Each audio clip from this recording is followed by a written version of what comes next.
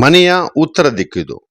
ಮನೆಯಲ್ಲಿ UPS ಇಡೋದ್ರಿಂದ master ಬೆಡ್ರೂಮಲ್ಲಿ ಮಕ್ಕಳಿಗೆ ತಲೆಯಲ್ಲಿ ಫ್ಲೂಯಿಡು, ವರ್ಟಿಗೋ, ಇಂಬ್ಯಾಲೆನ್ಸ್ ಆಗುವಂಥದ್ದು ಯಾಕೆ? ನಿಂತಾಗ ರೈಟ್ ಸೈಡ್ಗೆ ಲೆಕ್ಕನೇ ಸಿಗಲ್ಲ ಅಂತ ಡಾಕ್ಟ್ರು ಖಚಿತಪಟ್ಟದ್ದು ಯಾಕೆ? ತೋರಿಸ್ತೀನಿ ಬನ್ನಿ. ನೋಡಿ, ಇದು ಹಾಲ್.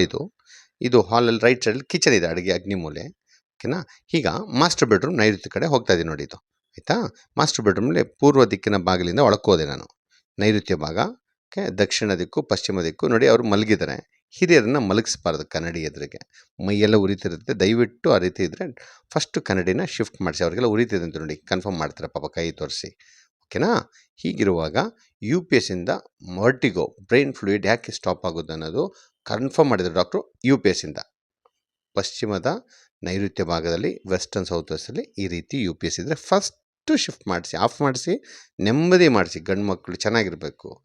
ಇದನ್ನು ಅಗ್ನಿಮೂಲೆಯಲ್ಲಿ ಸೌತ್ ಈಸ್ಟ್ ಕಾರ್ನರ್ಗಾರ ಶಿಫ್ಟ್ ಮಾಡ್ಕೊಳ್ಳಿ. ವಾಯುಮೂಲೆಯಲ್ಲಿ ಉತ್ತರ ವಾಯುವ್ಯಗಾರ ಶಿಫ್ಟ್ ಮಾಡ್ಕೊಳ್ಳಿ. ಫಸ್ಟ್ ಶಿಫ್ಟ್ ಮಾಡಿ ಮನೇನ ನೆಮ್ಮದಿ ಮಾಡ್ಕೊಳ್ಳಿ. ಹೊಸ ಮನೆ ಕಟ್ಕೊಂಬೋದು.